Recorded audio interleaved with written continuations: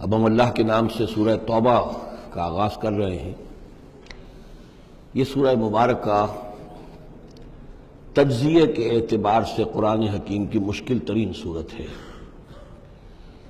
اس میں کئی خطبات ہیں جو مختلف مواقع پر نازل ہوئے ہیں، اور چونکہ قرآن مجید میں یہ چیز محفوظ نہیں ہے کہ کون سا خطبہ کس وقت نازل ہوا، اس کے حوالے سے بڑی تحقیق کی ضرورت ہوتی ہے، اور جن لوگوں نے اتنی تکلیف گوارا نہیں کی ہے وہ بہت سے مغالطوں میں خود بھی مبتلا ہوئے ہیں اور دوسروں کو بھی مبتلا کیا ہے۔ بہرحال پہلی بات تو یہ سمجھیے کہ یہ سورہ مبارکہ دو بڑے بڑے حصوں پر مشتمل ہے۔ پہلا حصہ پہلے 5 رکوعوں پر مشتمل ہے اور دوسرا حصہ 11 رکوعوں پر مشتمل ہے۔ فلسفہ دین اور فلسفہ رسالت کے اعتبار سے ان دونوں حصوں کے مابین فرق یہ ہے کہ نبی اکرم صلی اللہ علیہ وسلم کی بعثت ہوئی تھی، براہ راست بعثت جن میں سے آپ خود تھے، یہ بعثت خصوصی ہے، بعثت خاصہ ہے کہ جو مشرکین عرب کی طرف ہے، بنی اسماعیل کی طرف ہے۔ ایک آپ کی بعثت عمومی ہے پوری نوع انسانی کی طرف، آپ 2 بعثتوں کے ساتھ مبعوث فرمائے گئے۔ آپ کی جو بعثت خصوصی ہے الی اہل العرب، بنی اسماعیل، مشرکین عرب، چونکہ آپ انہی میں سے تھے اور انہی کی زبان میں آپ نے آخری اتمام حجت کر دیا، لہذا ان کے ضمن میں اللہ تعالیٰ کا جو قدیم قانون ہے رسولوں کے بارے میں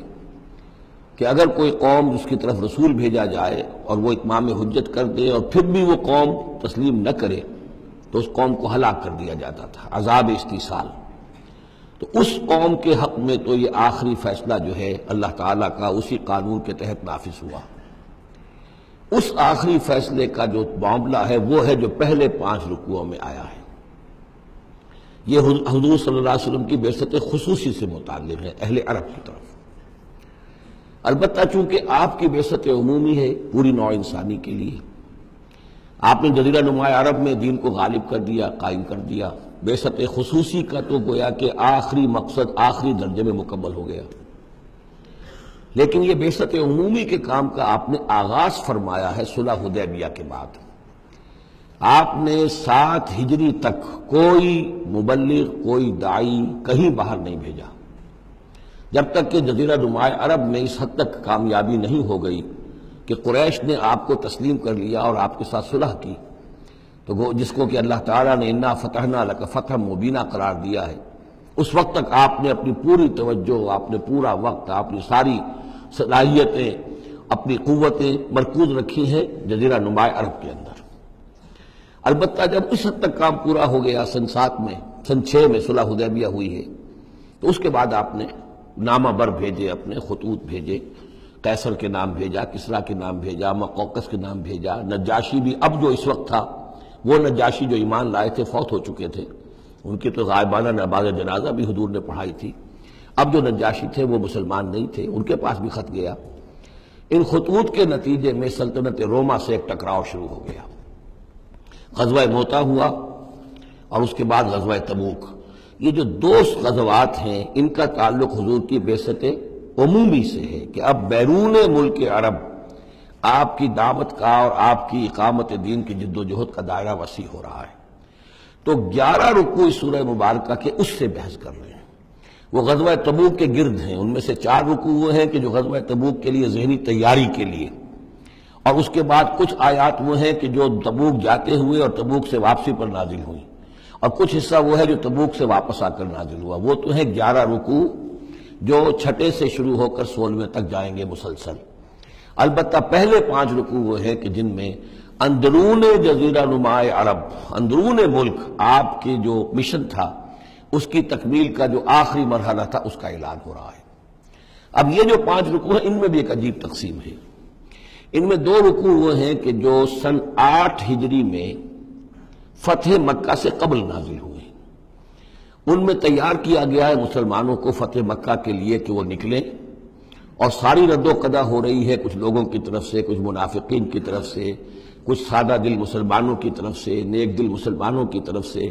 کچھ ایسے لوگوں کی طرف سے کہ جن کے وہاں رشتہ دار ہیں کہ اب اگر جنگ ہوگی اور جا کر ہم حملہ کریں گے مکے پر تو اس سے یہ ہے کہ ان رشتہ داروں کو بھی گدن پہنچے گا۔ کچھ ایسے مسلمان تھے جن کی فیملیز وہاں تھیں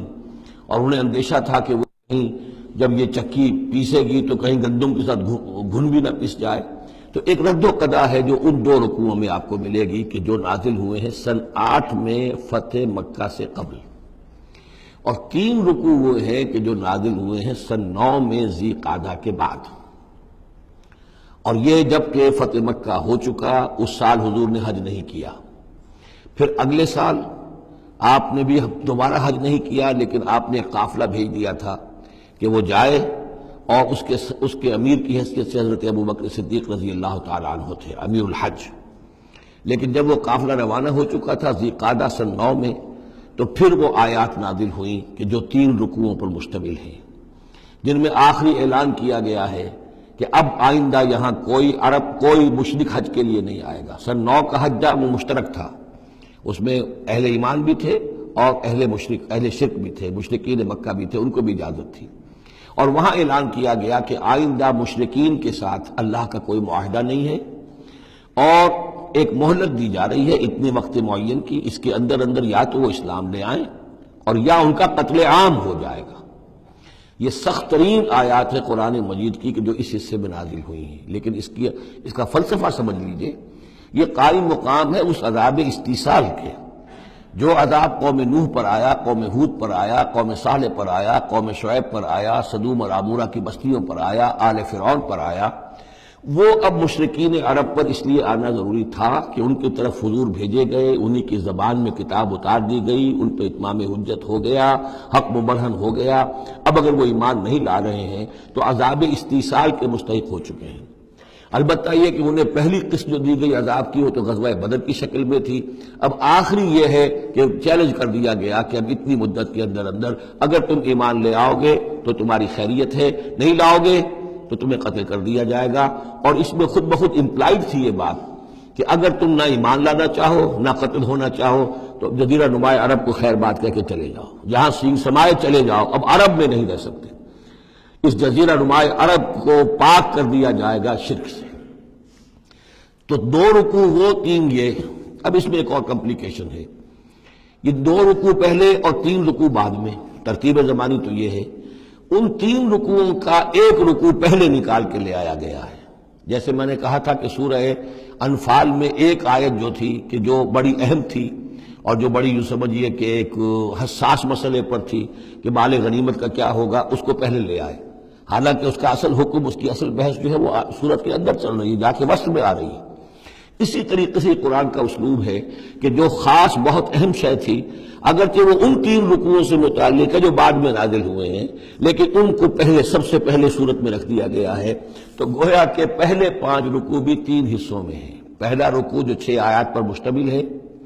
یہ وہ 6 آیات ہیں جن کو دے کر حضرت علی کو بھیجا حضور نے صلی اللہ علیہ وسلم، وہاں جا کر حج کے اعلان کرو، اعلان عام کر دو میری طرف سے کہ اب مشرکین کے ساتھ کوئی معاہدے نہیں۔ اس کے بعد وہ 2 رکوع ہیں جو ایک سال پہلے جو ہے نازل ہوئے ہیں فتح مکہ سے قبل۔ پھر 2 رکوع وہی ہیں کہ جو ان 6 آیات کے تسلسل میں ہیں جو ذی قعدہ سن 9 ہجری میں نازل ہو رہے ہیں۔ تو یہ 3 حصوں میں پہلے 5 رکوع ہیں، لیکن ان 5 رکوعوں کا تعلق محمد الرسول اللہ صلی اللہ علیہ وسلم کی بعثت خصوصی کا جو تکمیلی مرحلہ ہے در حقیقت اس سے ہے۔ صدق اللہ العظیم۔